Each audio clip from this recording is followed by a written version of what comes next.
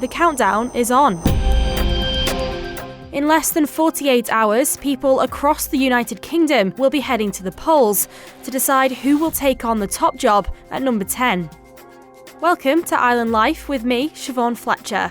For the next half an hour or so, we'll be taking a closer look at the upcoming general election and asking, why should the Isle of Man care? First things first, let's take a look back, shall we, to see what's actually gone on since the last time around in 2019. 6 minutes past 5 in the morning, and we are now in a position to say that this election of 2019 formally has been won by the Conservatives. The biggest Conservative majority since the 1980s. And with this mandate and this majority, we will at last be able to do what? We'll be paying attention. China has more than 200 confirmed cases of coronavirus, it's called. Unwelcome but expected, the coronavirus has hit the UK. From this evening, I must give the British people a very simple instruction. You must stay at home.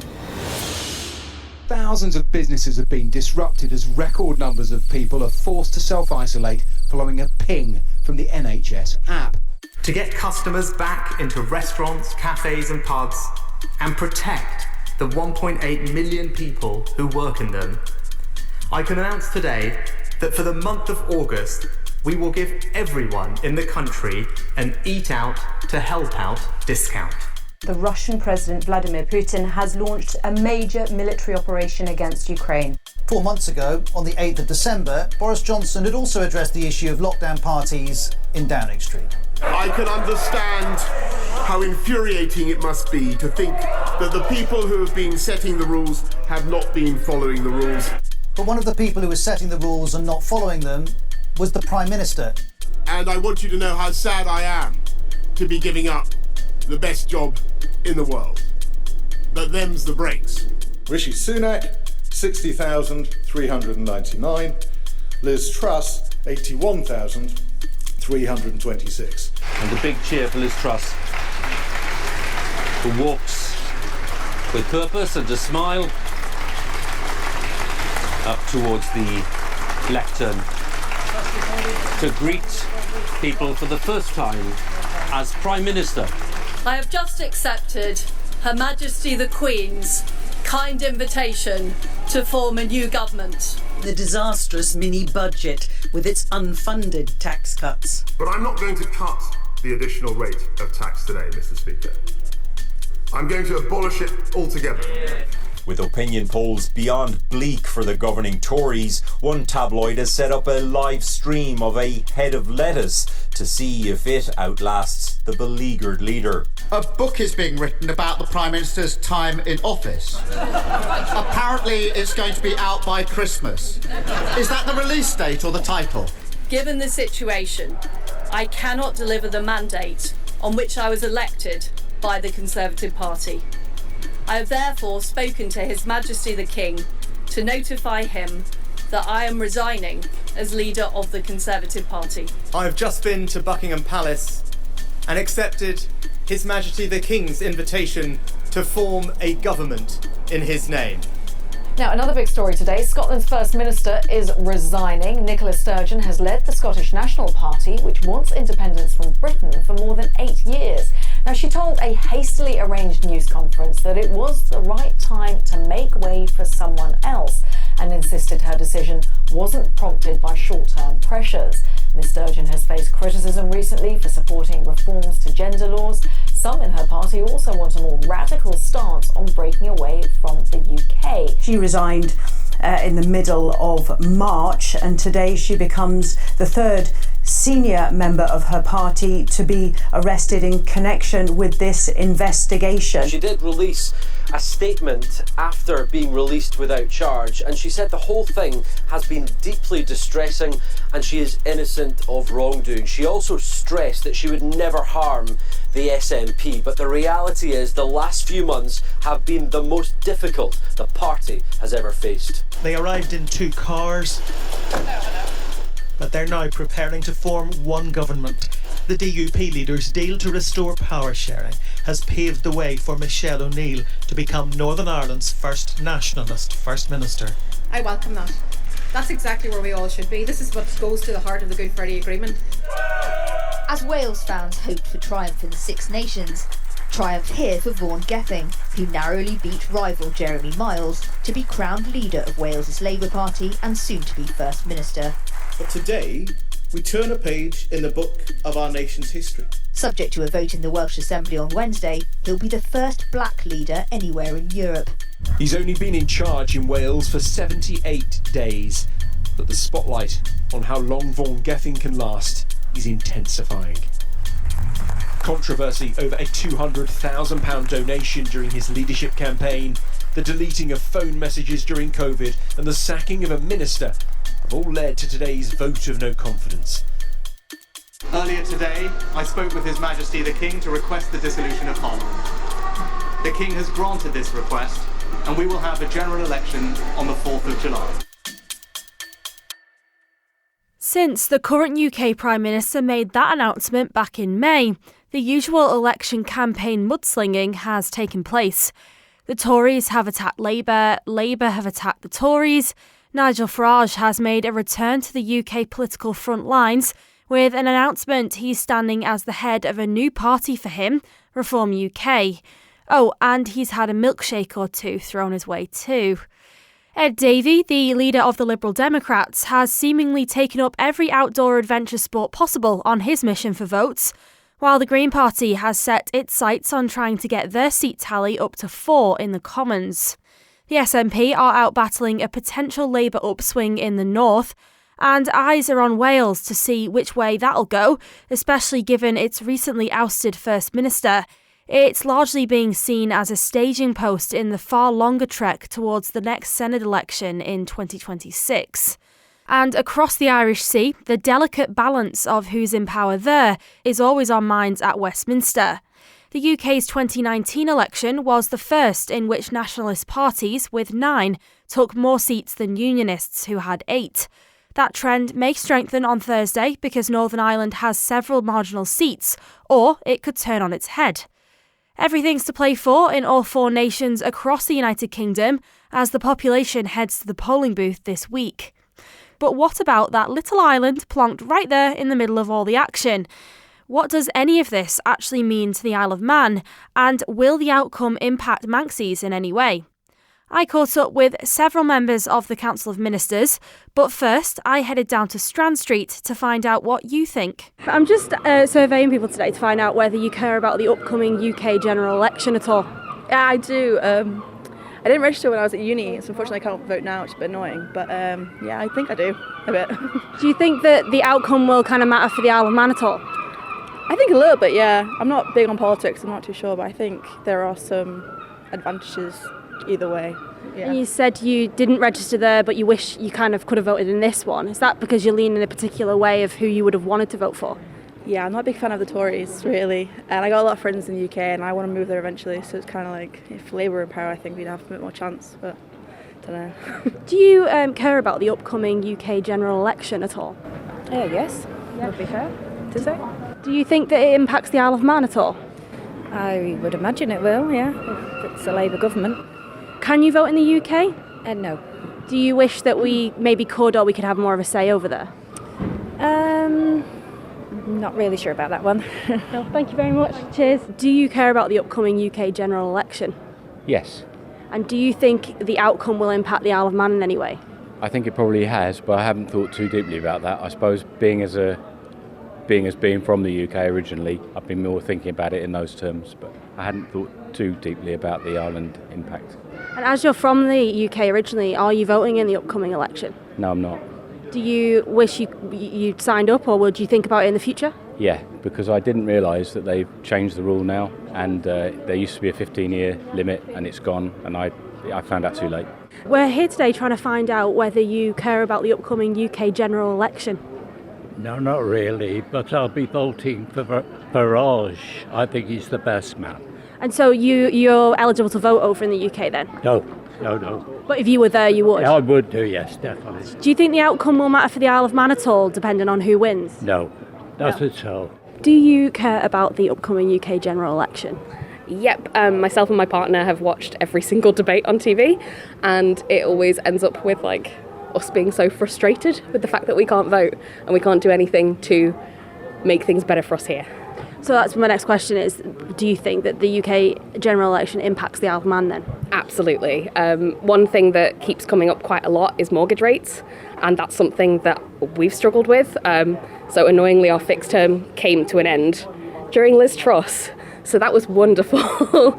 And it's just really sad to see that, in very blatant terms, we now have a lot less money because of her actions. So you can't vote, you've never lived there, so you don't have the right to vote there, even though that was expanded this year. Do you wish there was a bit more of a say for kind of Crown dependencies, even though we're not part of the UK, but we kind of indirectly are, impacted by their elections then? Absolutely. I don't understand why the Chief Minister can't also have kind of an MP position.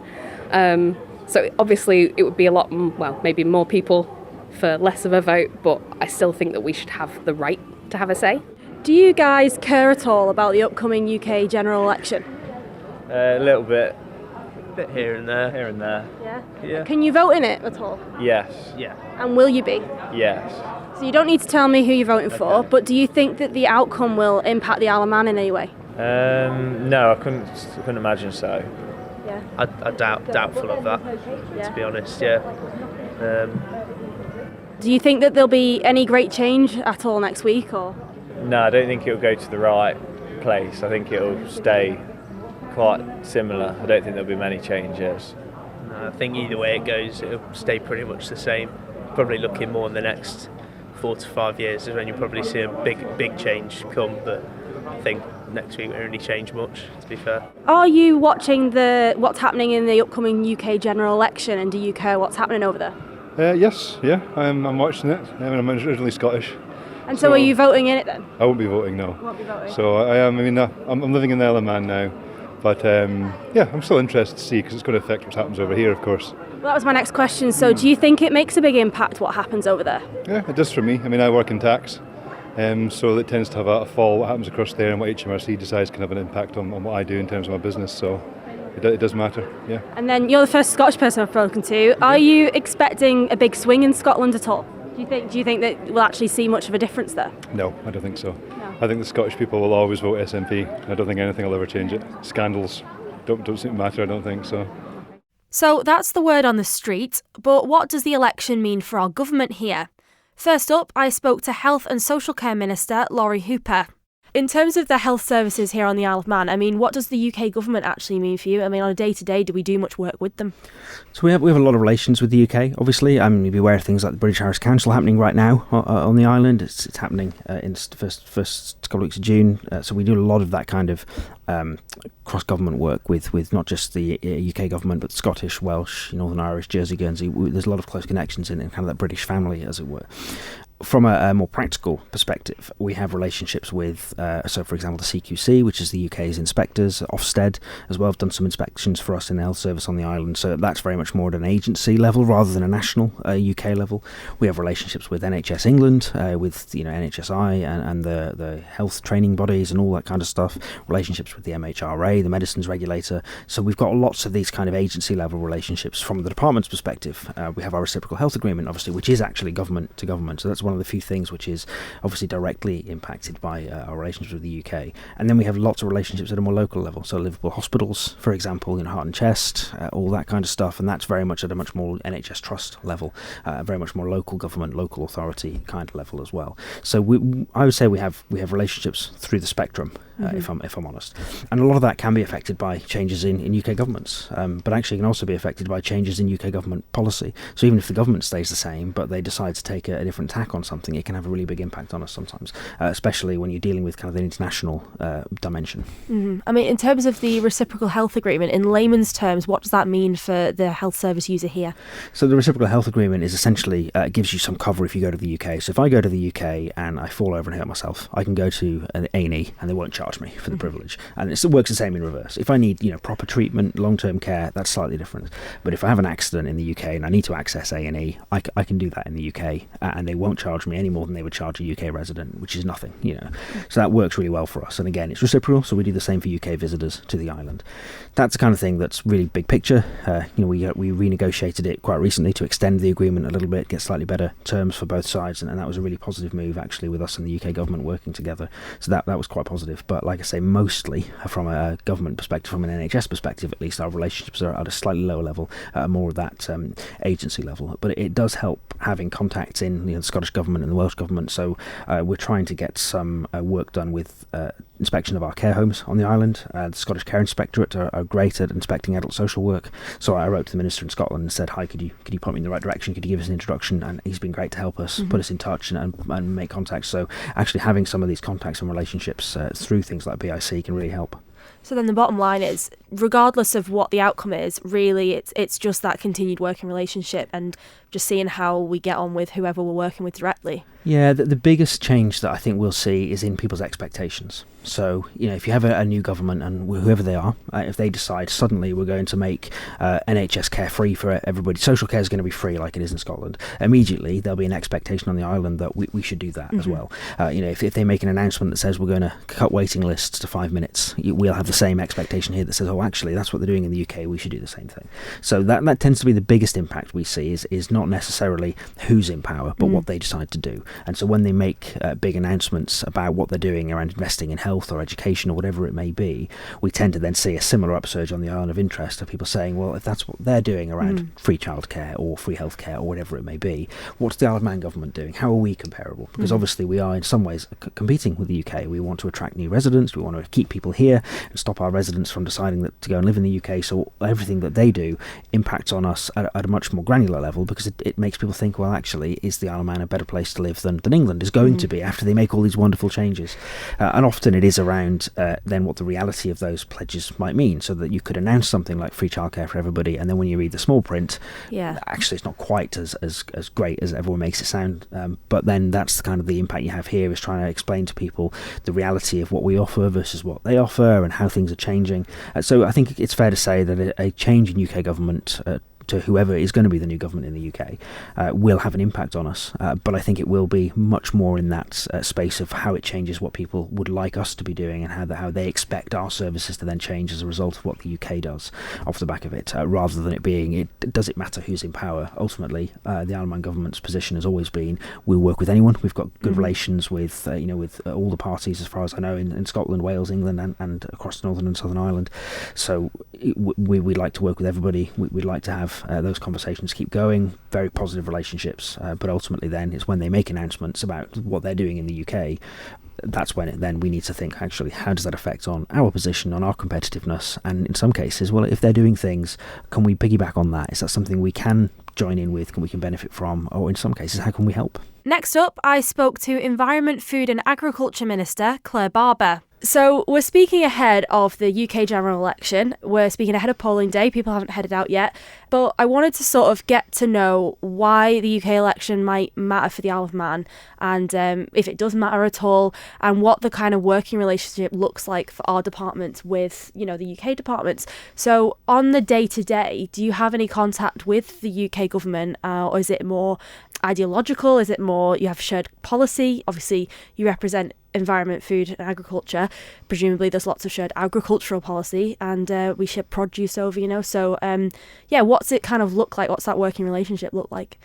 So certainly in DEFA we have a number of areas where we're engaged over policy, and it's not just with the UK. I mean, it really does mix around to people we share sea borders with, as well as similarities in terms of some of our policy, certainly around regulation, I would say. So the fisheries team are quite often in contact with policy officers, equivalents in the various administrations surrounding us, both to check that we're we're enforcing appropriately, but also to try and find middle ground, make sure that we're working together. We know that their boats come into our space and our boats go into their space, and we want to make sure that we're promoting all of the things that matter to us around sustainable fisheries.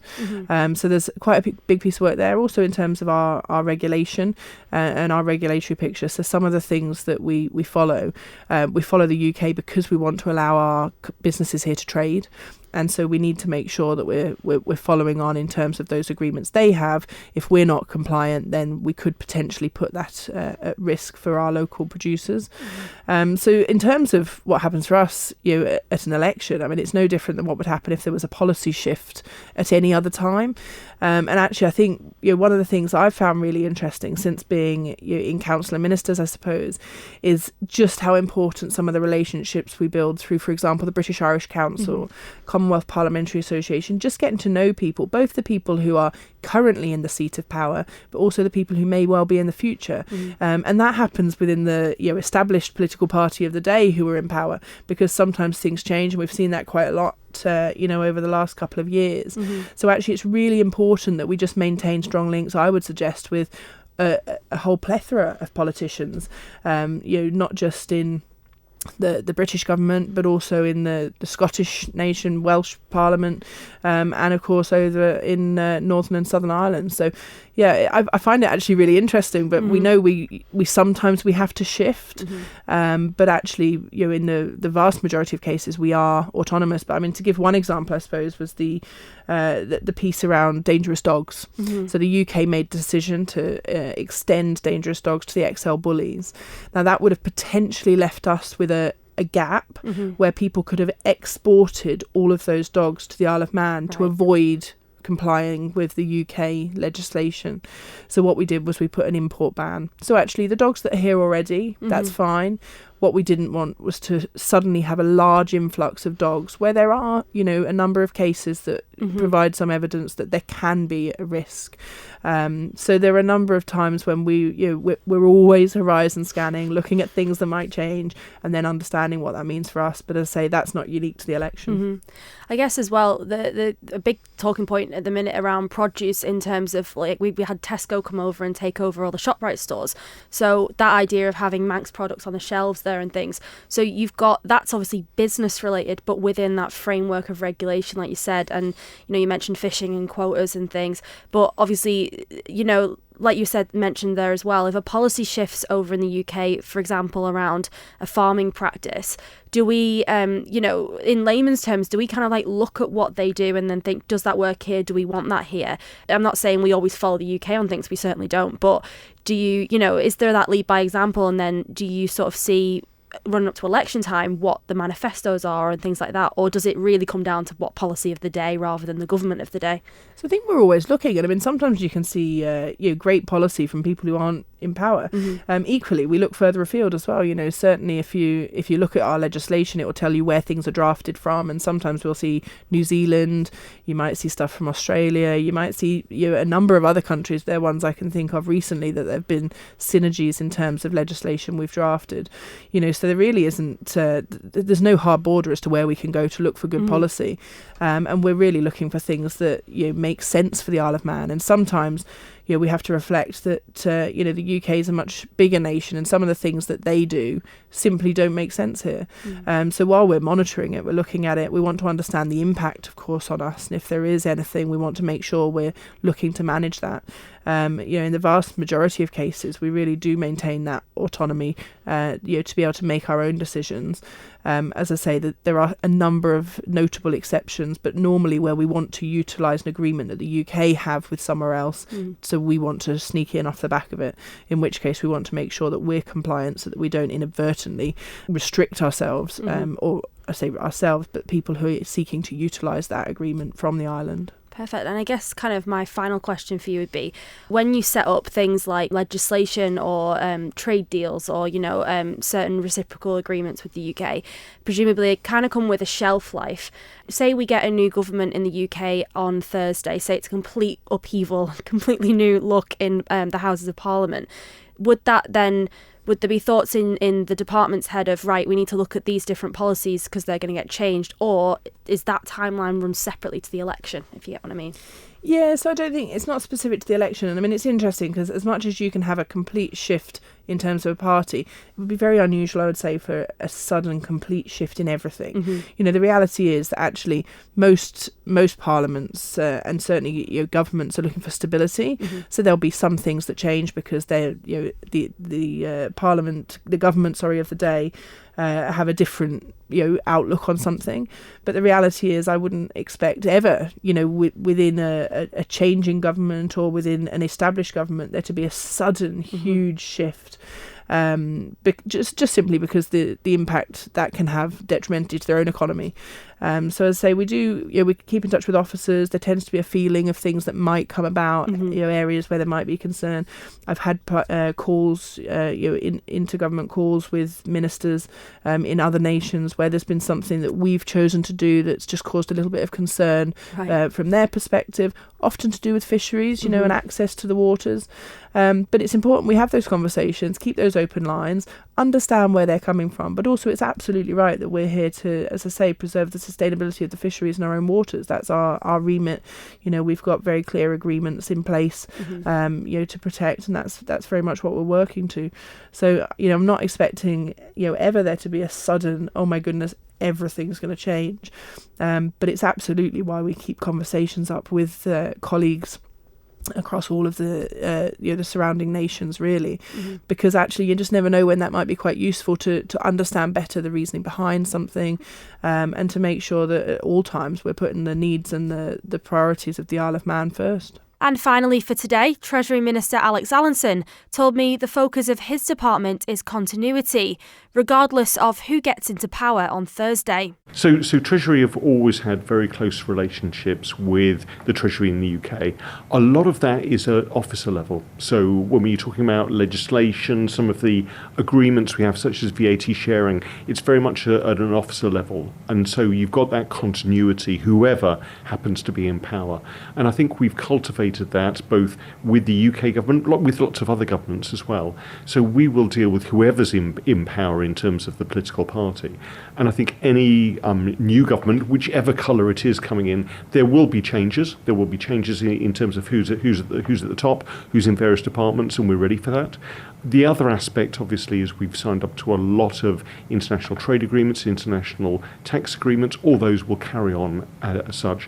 What we have been doing over the last couple of years is looking at the various political parties and their policies. We've also been looking at generating those links with different politicians.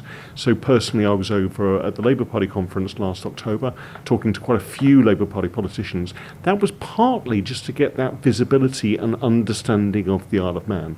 Because whilst we know who we are, there are still a lot of people in the UK, and particularly in Westminster, who don't.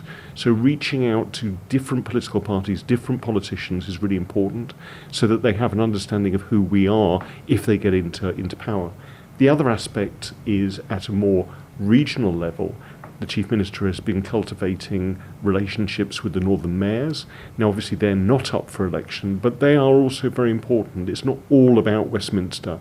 And so we're looking at the Northern Mayors. We're also looking at, through work such as the British Irish Council, with those links with Northern Ireland politicians, Southern Ireland politicians, the politicians in regional assemblies, such as Wales and Scotland as well.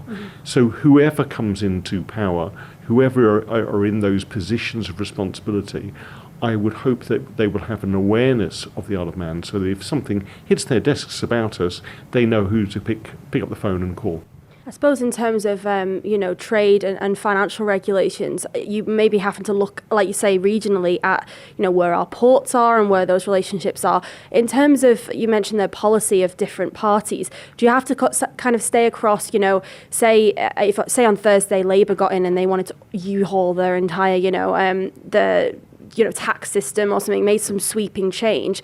What would that kind of mean for us? Because when I was speaking to Minister Hooper, for example, a lot of it is in terms of they bring a policy in and then people here go, oh, well, why is our government not doing that? So are you looking ahead to any of those potential things that could happen? We are. Now, one of the hallmarks of the Isle of Man, partly because we don't have a political system, is that political stability, the fact that we can do long-term planning, the fact that I can introduce a tax strategy that goes on for several years. Looking at the UK government, whichever colour it is, there will be changes. We saw that actually in the last budget where they started cutting national insurance rates. And again, as you've said, there was then an expectation that we would do the same and follow suit. We need to step back a little bit, let the dust settle, see exactly what it does for us. I think we will always absolutely ensure that we are a well-regulated jurisdiction, but also that we are competitive. So if, for instance, the national insurance rates are cut in the UK, how can we sustain pensions but still make sure that people can come here and they're not paying more than they would in the UK? How can we look at our taxation to make sure, for instance, our thresholds are better than the UK, our tax rates are better than the UK? So there is that benchmarking with the UK. However, what we try to do here is have that long-term plan, that long-term stability, so that we can be absolutely certain that when we budget for 1 year, we're actually budgeting for the next 5 years as well through the medium-term financial plan. So there will be changes along the way. There will be continual resets we may have to make, but we will do those in the interests of the Isle of Man people, not necessarily just in reaction to what happens in the UK. And then I guess, you mentioned the department works a lot with officers. It's kind of on that level. Regardless of what happens on Thursday, there could be a different party at the top. But it could be that the Conservatives get in again and then we see like a cabinet reshuffle, for example. Where's the kind of point of contact depending on who wins? Do you reach out and go, hi, I'm Alex Allinson from the Isle of Man. Is there that contact straight away, even if it's the same Treasury Minister? There is, and we do that through a range of different organisations and forums. So British Irish Council, obviously we had various politicians coming over here only 2 weeks ago to talk to themselves, but also they were shown around the Isle of Man. Through the Commonwealth Parliamentary Association, we get our politicians going to Westminster, meeting their politicians, and the same again. And actually, even on Tynwald Day, we've invited UK politicians. We've had some quite high-profile politicians, such as the Speaker of the House of Commons, coming over here. But we've also invited the Northern Mayors. We've invited other people. So we're constantly working to raise the awareness and recognition of the Isle of Man, but also that sort of soft power, having those links with various people, so that if we have a problem with Liverpool ports, we can phone up the head of Liverpool City Council and say, excuse me, we're having this problem. Can you help us out a little bit? So those sort of personal contacts, I think, are really valuable. And they sort of transcend some of the short-term political changes. One of the aspects you mentioned, obviously, in terms of politics are things like taxation. Mm-hmm. Now, we're locked into a VAT sharing agreement with the United Kingdom. Certainly, at the moment, none of the political parties say they're going to do anything radical with VAT. If they were, then we would have to sit down and negotiate with them. And again, there's parts of that agreement which give that 3-month negotiation time. So we can do that. But again, constantly in the best interest of the Manx people. And I guess finally, I think there is a perception in the UK, you're saying about raising that profile of the Isle of Man, that the Isle of Man's just a tax haven, and so maybe that's the extent of the discussion sometimes in layman's terms over there about the island. Do you have any concerns about any financial policy that might change, or do you think that actually is a misunderstanding of what we are? What's your take on that commentary? Yeah. I mean, it is a misunderstanding, and actually when I've been to Westminster and talked to politicians there about inequality, homelessness, poverty on the Isle of Man, they've looked a bit shocked, and I've had to explain that we are a normal country. We do have some very wealthy people here. We do have a slightly different taxation system to them, but at the end of the day, we share the same problems that many UK politicians would share in terms of the cost of living, in terms of inflation, in terms of housing, in terms of education and the healthcare system. We have the same common problems. We can work together to get the same solutions. One of the aspects with the UK government is things like money laundering, beneficial ownership, all those sorts of aspects which do have a political slant, not necessarily from one particular party. And so certainly the Chief Minister has been doing an awful lot in terms of going over there, talking to the relevant people to increase their understanding about what the reality is on the Isle of Man, rather than what some of the newspaper headlines could be. You've been listening to a UK General Election Island Life special on Manx Radio. Thank you for tuning in.